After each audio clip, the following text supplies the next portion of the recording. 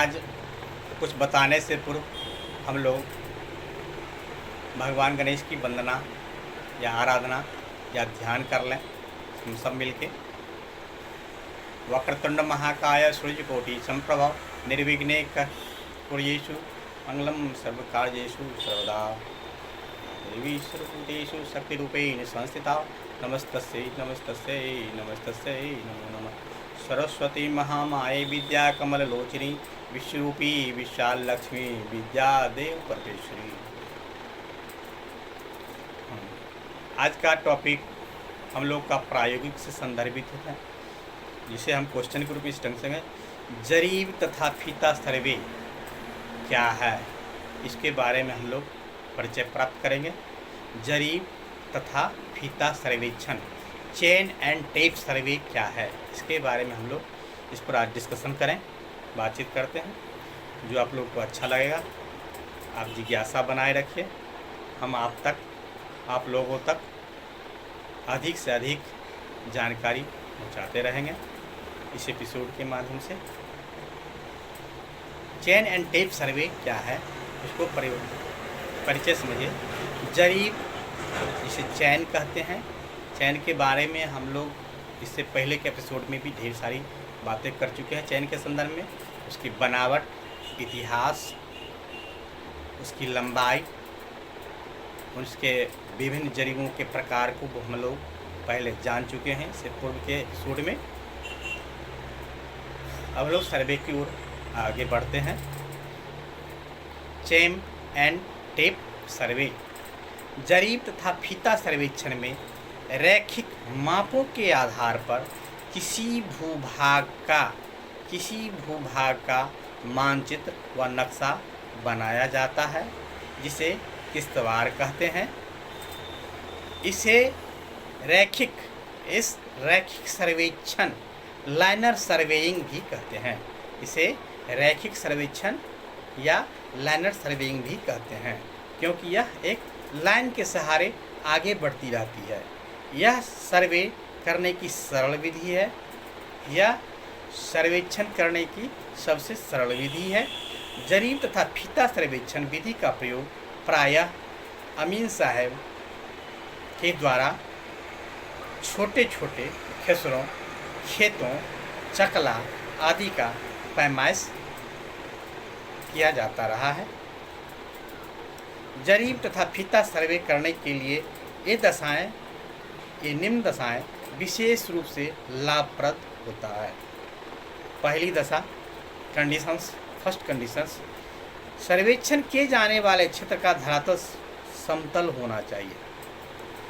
सर्वेक्षण किए जाने वाले क्षेत्र का धरातल समतल होना चाहिए, जिससे जरीब व फीता द्वारा क्षैतिज दूरियां सरलतापूर्वक नापी जा सके। दूसरी दशा खेतों का आकार छोटा एवं सरल विवरणों वाला होना चाहिए। खेतों का आकार सरल व छोटा तथा सरल विवरणों वाला होना चाहिए।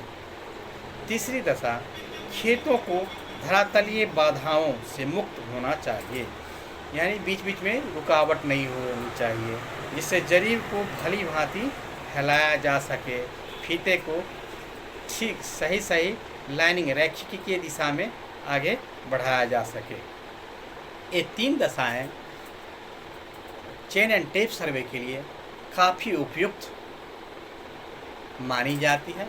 इसी दशा के आधार पर सर्वेक्षण की क्रियाकलाप व परिणाम शुद्ध कितना परसेंटाइज शुद्ध हुआ, यह इन दशाओं पर भी आश्रित निर्भर करता है। इस सर्वे यानी चेन एंड टेप, दूसरा क्वेश्चन है आपका, चेन एंड टेप सर्वे में किन किन उपकरणों का प्रयोग किया जाता है। चेन एंड टेप सर्वे में किन किन उपकरणों या यंत्रों का प्रयोग किया जाता है। आंसर, उत्तर समझ लीजिए, इसका नाम जान लीजिए। जरीब, पहला है आपका जरीब। जिसे अंग्रेजी में चैन कहते हैं, जरीब या CHAIN चैन। दूसरा टेप, TAPE टेप फीता। तीसरा तीर, ARROW एरो। चौथा सर्वेक्षण दंड, सर्वेक्षण दंड, ranging rod, RANGING ranging ROD rod. इसे अपनी भाषा में लट्ठा भी कहते हैं।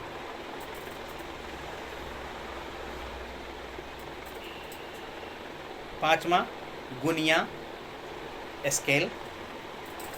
छठा कंपास, COMPASS कंपास। सातवां साहुल, सूत्र। पलम्बब, जिसे अंग्रेजी में PLUMB पलम, PLUMB पलम, BOB बब, पलम्बब साहुल सूत्र। अगला प्रकाशिकीय गुनिया, ऑप्टिकल स्क्वायर, प्रकाशिकीय गुनिया, optical square, OPTICAL optical, SQUARE optical square. इसके साथ साथ अच्छी क्वालिटी की पेंसिल HB और H3 का व्यवहार हम लोग नहीं करेंगे क्योंकि यह कड़ी होती है। रबर, जिसे मिटौना कहते हैं।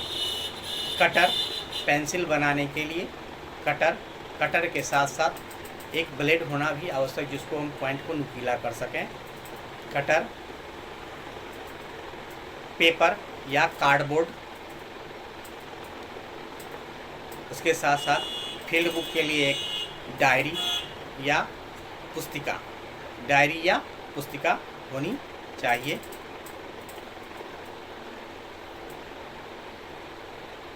इतनी सब उपकरण में आते हैं जो आवश्यक है।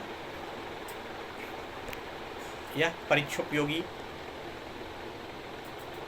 बिंदुओं को ध्यान में रखते हुए मैंने ये 2 क्वेश्चन आपको बता दिया है जो अधिक उपयुक्त व समझ में आ गया होगा। आज का एपिसोड हम यहीं तक विराम लेते हैं। पुनः हम लोग अगले एपिसोड में रूबरू होंगे और अधिक से अधिक जानकारी लेके आप लोगों के बीच में आएंगे। धन्यवाद।